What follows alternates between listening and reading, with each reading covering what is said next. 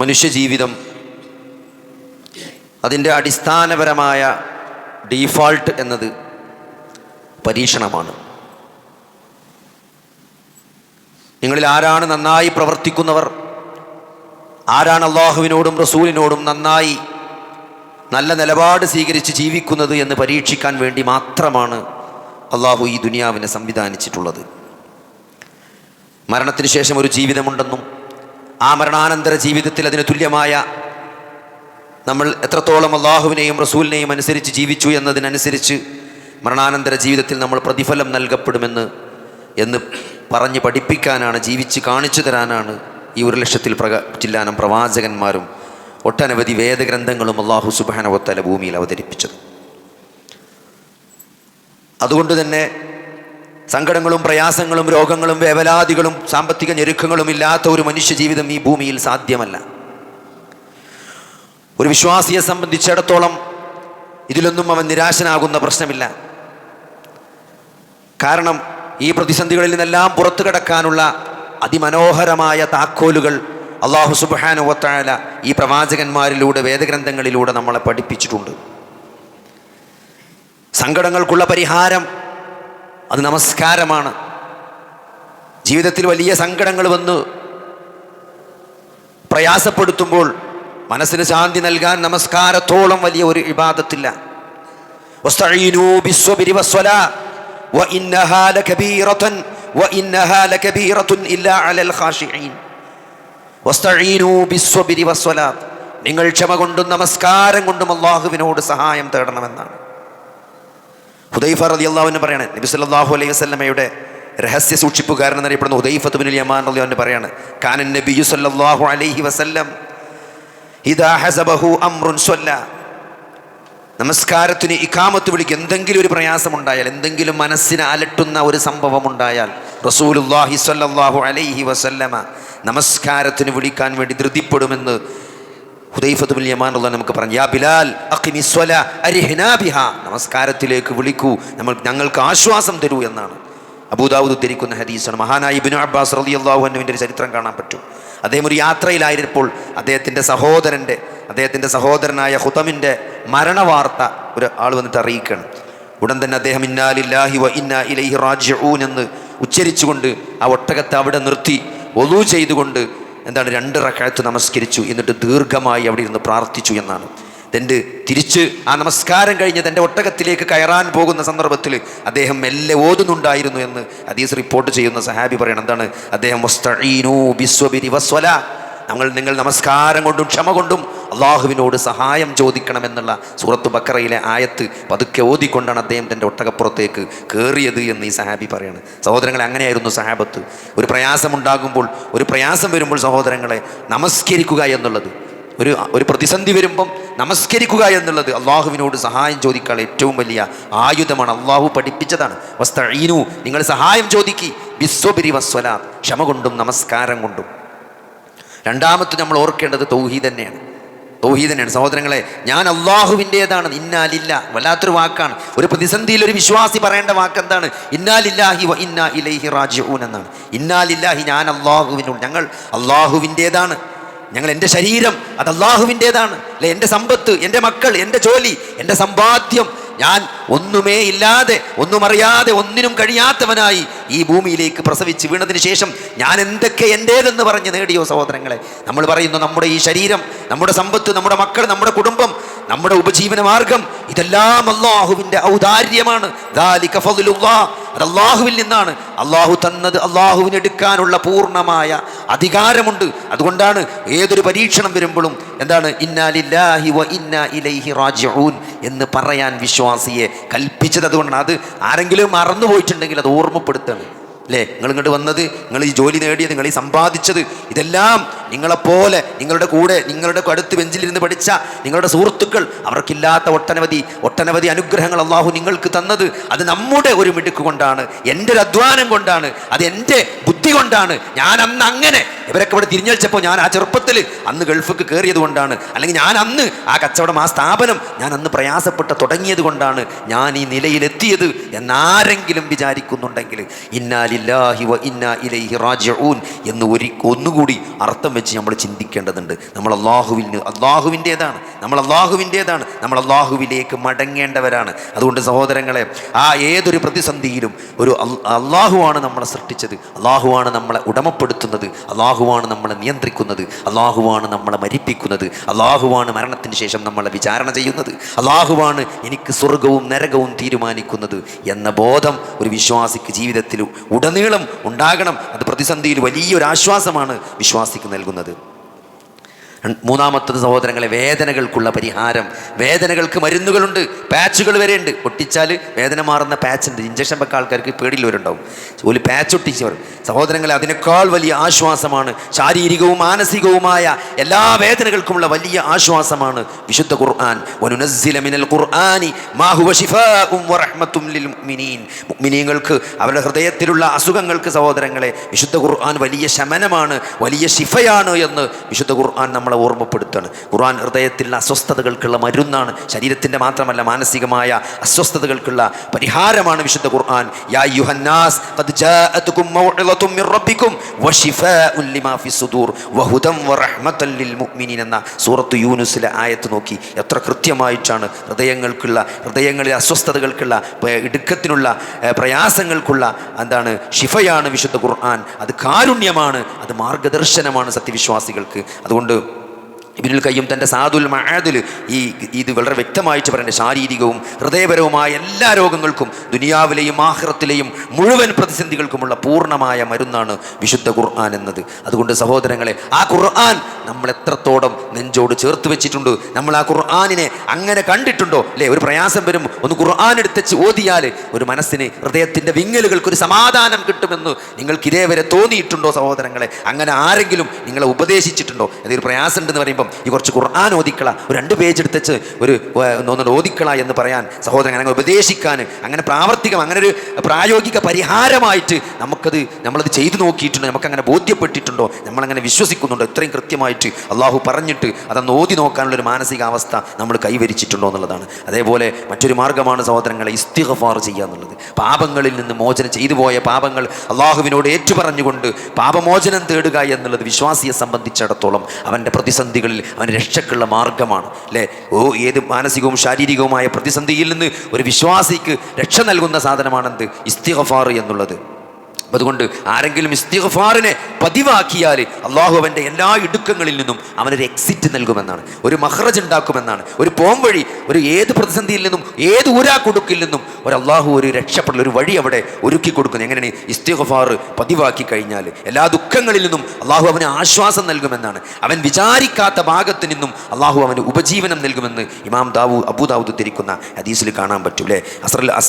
ബസറയിൽ ഹസനുൽ ബസറിൻ്റെ അടുത്ത് വന്നിട്ട് 4 ആളുകൾ അങ്ങനെ ഖുർആൻ ക്ലാസ് നടത്തുമ്പോൾ, ദർസ് നടത്തുമ്പോൾ, ആ ദർസ് കഴിഞ്ഞാൽ ഓരോരുത്തർ വന്നിട്ട് ഓരോ പരാതികൾ പറയും.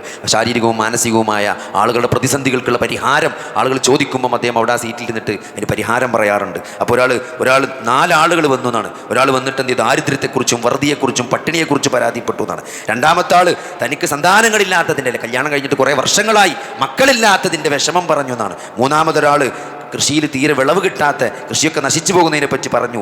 4മത്തെ ഒരാൾ വലിയ സാമ്പത്തിക ബാധ്യതകളും കടങ്ങളെക്കുറിച്ച്, അതിൻ്റെ പ്രയാസത്തെക്കുറിച്ചൊരു പരിഹാരം നിർദ്ദേശിക്കാൻ വേണ്ടി പരാതിപ്പെട്ടു എന്നാണ്. എല്ലാവർക്കും അദ്ദേഹം ഒരൊറ്റ മറുപടിയാണ് നൽകിയത്. എന്താണ്? നിങ്ങൾ അല്ലാഹുവിനോട് പാപമോചനം തേടുക എന്നതായിരുന്നു അദ്ദേഹം നിർദ്ദേശിച്ചതെന്നാണ്. അപ്പോൾ അദ്ദേഹത്തോട് ചോദിച്ചു, വ്യത്യസ്ത സ്ഥലങ്ങളിൽ നിന്ന് വ്യത്യസ്ത പ്രതിസന്ധികളും വ്യത്യസ്ത പ്രയാസങ്ങളുമായിട്ട് വന്ന ഒരാളോട്, 4 ആളുകളോട് ഒരേ പരിഹാരം എന്തുകൊണ്ടാണ് നിങ്ങൾ നിർദ്ദേശിച്ചെന്ന് ചോദിച്ചപ്പം അദ്ദേഹം സൂറത്തു നൂഹിലെ ആയത്ത് ഓതുകയാണ് ചെയ്തത്. എന്താണ്? നിങ്ങൾ അള്ളാഹുവിനോട് പാപമോചനം തേടണമെന്ന്, അള്ളാഹു നിങ്ങൾക്ക് സമ്പത്ത് വർദ്ധിപ്പിച്ചു, സന്താനങ്ങളെ തരും, മഴ തരും എന്നുള്ള സൂറത്തു നൂഹിലെ ആയത്താണ് അദ്ദേഹം അതിന് മറുപടിയായിട്ട് ഓതിക്കൊടുത്തത്. സഹോദരങ്ങളെ, അതുകൊണ്ട് ഇസ്തിഗ്ഫാർ വെറും ഒരു അസ്തഗ്ഫിറുല്ലാഹ് എന്ന് പറയുന്ന വളരെ നിസാരമായ സംഗതി, അതൊന്ന് മനസ്സറിഞ്ഞ് അള്ളാഹുവിലേക്ക് അർപ്പിച്ചുകൊണ്ട് അള്ളാഹുവിനോട് ആത്മാർത്ഥമായില്ല ഒരു പശ്ചാത്താപത്തോടു കൂടി നമ്മൾ ഇസ്തിഗ്ഫാർ ഉച്ചരിച്ച് കഴിഞ്ഞാൽ വലിയ അനുഗ്രഹങ്ങളാണ് നമ്മളെ കാത്തു നിൽക്കുന്നത്. അതേപോലെ തന്നെ സഹോദരങ്ങളെ, നമ്മുടെ പല ആളുകളുടെയും നിരാശയ്ക്ക് കാരണം എന്താണ്? അവർ കെട്ടിക്കൂട്ടി അവരുടെ മനക്കോട്ടകളാണ്. മനക്കോട്ടകളാണ്, സ്വപ്നങ്ങളാണ് അല്ലേ? നമുക്ക് പ്രായോഗികമായി കൈവരിക്കാൻ പറ്റാത്തതും പറ്റുന്നതുമായ കുറേ സ്വപ്നങ്ങൾ പണിതുകൊണ്ട് ആ മനക്കോട്ട കെട്ടിക്കൊണ്ട് അത് കൈവരിക്കാൻ പറ്റാത്തില്ല, അത് അച്ചീവ് ചെയ്യാൻ പറ്റാത്തതിനുള്ള സങ്കടം കൊണ്ടാണ് ആളുകൾ പലപ്പോഴും നിരാശപ്പെടുന്നത്. എന്നാൽ ആ സ്വപ്നങ്ങൾ സാക്ഷാത്കരിക്കാൻ ഒരു വിശ്വാസിയെ സംബന്ധിച്ചിടത്തോളം അയാൾ പ്രവർത്തിക്കുക മാത്രമല്ല സഹോദരങ്ങളെ, അതിനുവേണ്ടി നന്നായി പ്രാർത്ഥിക്കേണ്ടതുണ്ട്. നമുക്കിപ്പോൾ ഒരു ആഗ്രഹമുണ്ട്, അത് നടക്കണം എന്നുണ്ടെങ്കിൽ സഹോദരനെ, ഒരു വിശ്വാസിയെ സംബന്ധിച്ചിടത്തോളം ഇവിടെ നടക്കാത്ത ഒരാഗ്രഹവുമില്ല.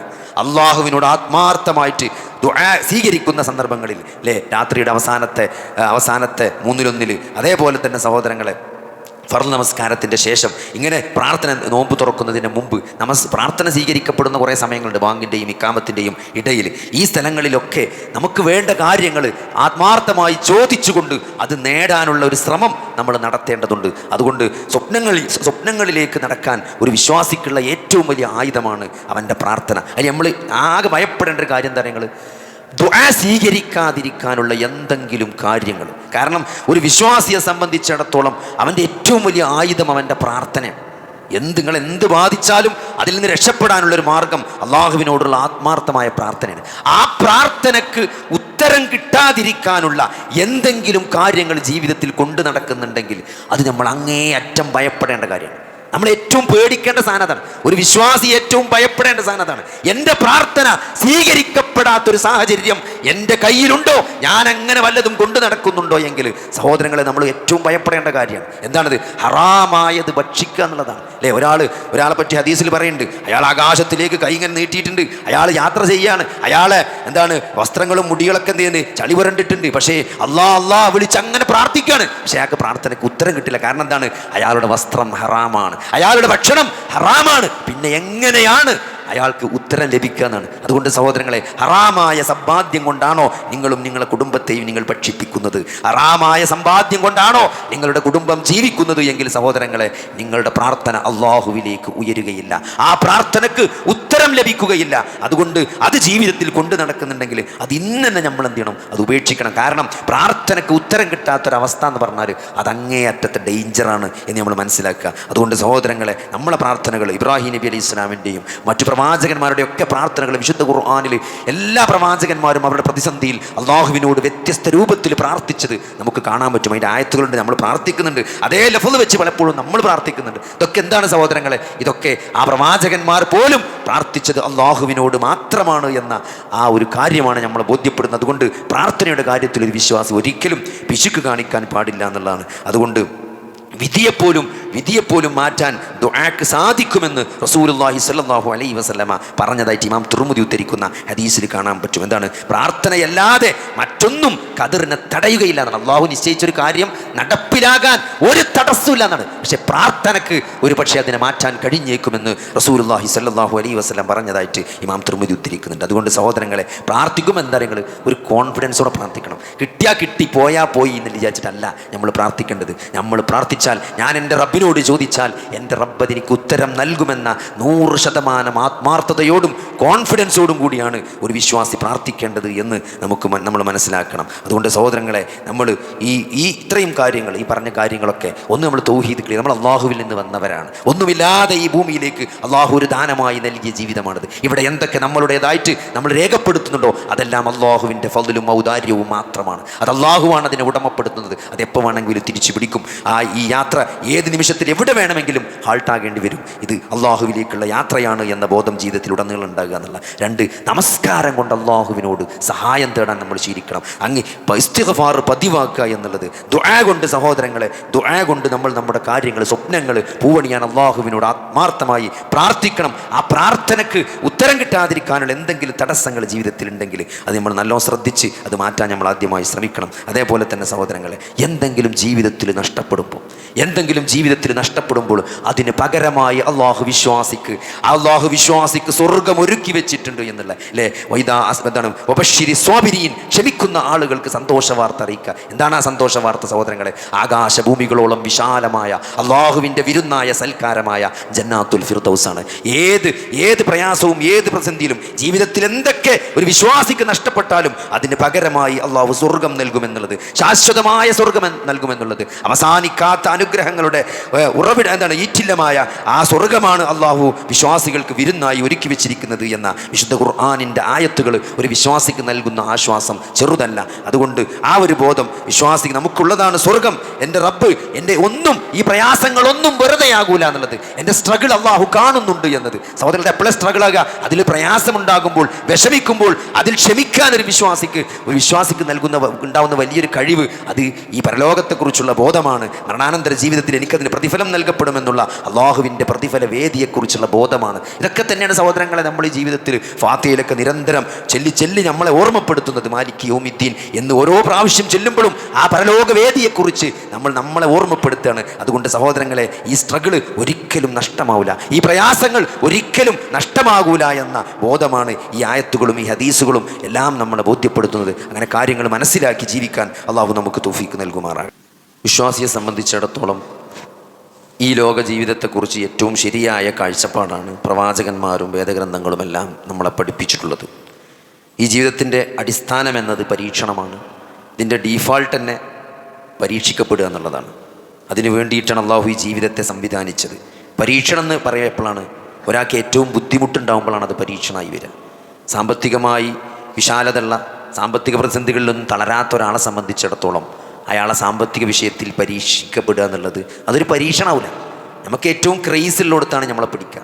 നിങ്ങൾക്ക് കുടുംബ ബന്ധങ്ങളിലും മക്കളുമായിട്ടുള്ള ബന്ധങ്ങളിലും അങ്ങനത്തെ കുടുംബ ബന്ധങ്ങളിലാണ് നിങ്ങൾ സംതൃപ്തി കണ്ടത്, അതിലാണ് നിങ്ങൾക്ക് ഏറ്റവും ക്രൈസ് ഉള്ളതെങ്കിൽ നിങ്ങളെ പരീക്ഷിക്കുക. മക്കളെയും ഭാര്യയെയും ഒക്കെ എന്ത് ചെയ്യാണ്, അവരെ റൂഹിനെ പിടിച്ചുകൊണ്ട് അവരെ മരിപ്പിച്ചുകൊണ്ടോ ആയിരിക്കും നമ്മൾ പരീക്ഷിക്കപ്പെടുക. സാമ്പത്തികമായി ഭയങ്കര ക്രൈസുള്ള ആളാണെങ്കിൽ ബിസിനസ്സിൽ നഷ്ടമുണ്ടായിട്ടും പ്രയാസങ്ങൾ ഉണ്ടാക്കിയിട്ടാണ് അള്ളാഹു ഒരാളെ പരീക്ഷിക്കുക. അപ്പോൾ ഏതൊരു കാര്യത്തിലാണോ ഒരാൾക്ക് ഏറ്റവും ഇടങ്ങേറുണ്ടാകുക അവിടെയാണ് പടച്ചോൻ അപ്പോൾ ഇത് പരീക്ഷണമാവുള്ളൂ. സാമ്പത്തികമായി കുലുങ്ങാത്ത ഒരാൾക്ക് എത്ര കോടി നഷ്ടപ്പെട്ടാലും കുലുങ്ങാത്ത ഒരാൾക്ക് അതൊരു പരീക്ഷണമാവില്ല.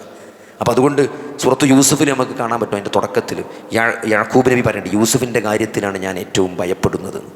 അപ്പോൾ അതുകൊണ്ട് ആ ഭയപ്പെടുന്ന കാര്യത്തിൽ തന്നെയാണ് അള്ളാഹു യാക്കൂബ് നബിനെ പരീക്ഷിക്കുന്നത്. അപ്പോൾ നമ്മൾ ഏറ്റവും എന്തിനാണോ പേടിക്കുന്നത് അതിൽ തന്നെയാണ് നമ്മളെ പരീക്ഷിക്കുക. അപ്പോൾ അതുകൊണ്ട് സഹോദരങ്ങൾ, അപ്പോഴേ അത് പരീക്ഷണമാവുള്ളൂ.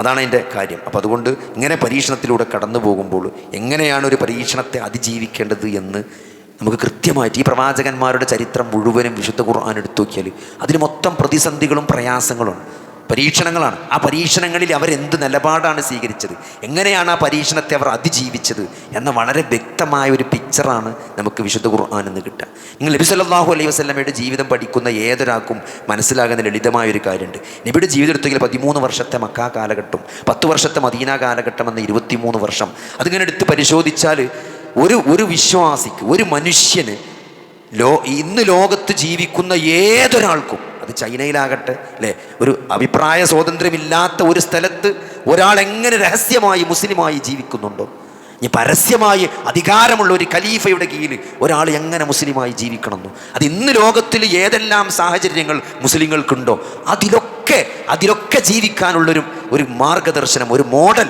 ഈ 23 വർഷം കൊണ്ട് അള്ളാഹുവിൻ്റെ റസൂൽ ജീവിച്ച് കാണിച്ചു തന്നിട്ടുണ്ട്.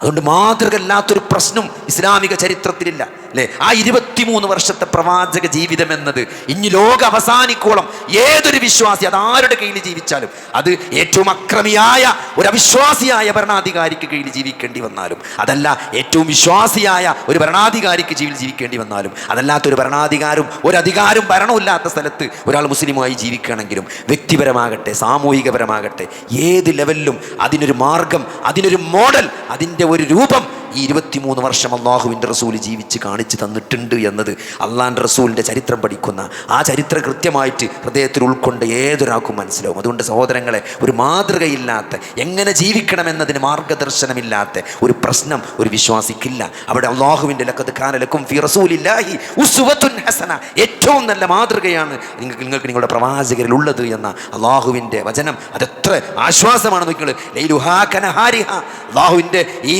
സിറാത്തുൽ മുസ്തഖീമിനെ കുറിച്ച് അല്ലാഹുവിൻ്റെ റസൂൽ പറഞ്ഞ തരങ്ങൾ അതിൻ്റെ രാത്രി പകൽ പോലെ വെളിച്ചമുള്ളതാണ്, ഒരു അവ്യക്തതല്ല, ഒരു ക്ലാരിറ്റി കുറവില്ല. ഇന്നൽ ഹലാല ബയ്യിനുൻ വ ഇന്നൽ ഹറാമ ബയ്യിനുൻ, ഹലാൽ വ്യക്തമാണ്, ഹറാമ് വ്യക്തമാണ്, പിന്നെ എന്തുണ്ട് വബൈനഹുമാ മുഷ്തബിഹാത്തുൻ, ചിലപ്പോൾ അതിൻ്റെ ഇടയ്ക്ക് കുറച്ച് സംശയമുള്ള കാര്യങ്ങൾ ഉണ്ടാവുന്നതാണ്. സംശയമുള്ളതിൽ നിന്ന് വിട്ടു നിൽക്കുക എന്നുള്ളതാണ് ഒരു വിശ്വാസിക്ക് ഏറ്റവും സുരക്ഷിതമായ മാർഗം. അതാണ് സഹോദരങ്ങളെ, പരലോകത്ത് രക്ഷപ്പെടണമെന്നാണ് നമ്മൾ ആഗ്രഹിക്കുന്നതെങ്കിൽ, വിചാരണയിൽ കുടുങ്ങിപ്പോകരുത് എന്നതാണ് നമ്മൾ ആഗ്രഹിക്കുന്നെങ്കിൽ, ഒരു ബാങ്കിലേക്ക് പോകുമ്പം നമ്മളെടുത്ത് കള്ളനോട്ട് പെട്ടുകണോ എന്ന് സംശയം ഉണ്ടെങ്കിൽ നമ്മൾ അത് കൊണ്ടുപോകില്ല. അല്ലെ, നമുക്ക് ഉറപ്പുള്ള ഒറിജിനൽ ബാങ്കിൽ നിന്ന് കിട്ടിയ കെട്ട് തന്നെ നമ്മൾ കൊണ്ടേ കൊടുക്കുള്ളൂ. അങ്ങനെ സംശയമുള്ള നോട്ടായിട്ട് നമ്മൾ ഒരു കുടുങ്ങുന്ന സ്ഥലത്തേക്ക് പോകില്ല. അതുകൊണ്ട് സഹോദരങ്ങളെ, ആ വിചാരണക്ക് ഹാജരാകുമ്പോൾ നമുക്കൊരു ടെൻഷനുള്ള വിഷയം ഹലാലും ഹറാമുമാണോ, ഇത് ഹറാമിൽ പെടുമോ എന്ന് സംശയം ഉണ്ടെങ്കിൽ സഹോദരങ്ങളെ, വിശ്വാസിയെ സംബന്ധിച്ചിടത്തോളം അതിൽ നിന്ന് അകന്നു നിൽക്കുക എന്നുള്ളതാണ് ഏറ്റവും സുരക്ഷിതമായ നിലപാട്. അതുകൊണ്ട് ഈ ദീന് കൃത്യമായി പഠിക്കാനും മനസ്സിലാക്കാനും അതനുസരിച്ച് ജീവിക്കാനും, അങ്ങനെ അള്ളാഹുവിലേക്കുള്ള യാത്ര, അള്ളാഹുവിനെ പരലോകത്ത് പൂർണ്ണചന്ദ്രനെ പോലെ, നമ്മൾ പൂർണ്ണചന്ദ്രനെ നോക്കിക്കാണുന്നത് പോലെ നാളെ റബ്ബിനെ നോക്കിക്കാണാനുള്ള ഭാഗ്യമുണ്ടാകുന്ന ഏറ്റവും ഭാഗ്യവാന്മാരായ വിശ്വാസികളിൽ അള്ളാഹു നമ്മളെ ഉൾപ്പെടുത്തുമാറാകട്ടെ.